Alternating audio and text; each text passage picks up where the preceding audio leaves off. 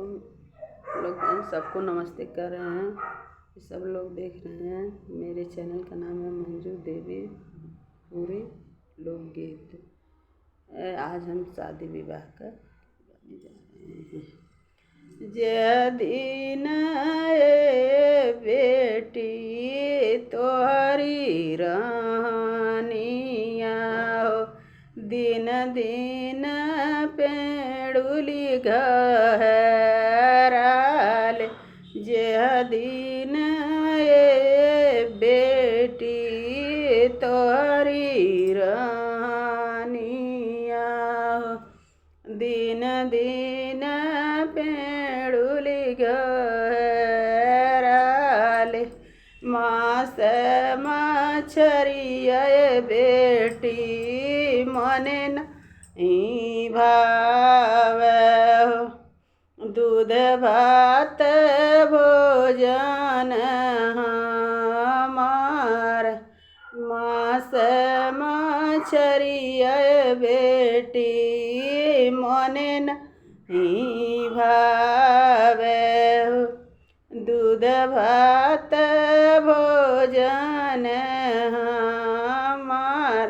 जे दिन बेटी तोहरी जनमवा,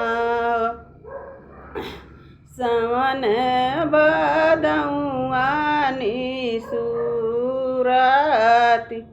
जे दिन बेटी तोहरी जनमवा, सावन बदौआ निसुरात। सासु नदिया बेटी दियन बुझावली हो, आप प्रभु भैली बैरागी। सासु नदिया बेटी दियन बुझावली हो, आप प्रभु भैली बैरागी। जे दिन बेटी तुहरी जाना इयावा हो, जेठ बैसाखवा करात। जे दिन बेटी तोहर बियाहवा हो, जेठ बैसाखवा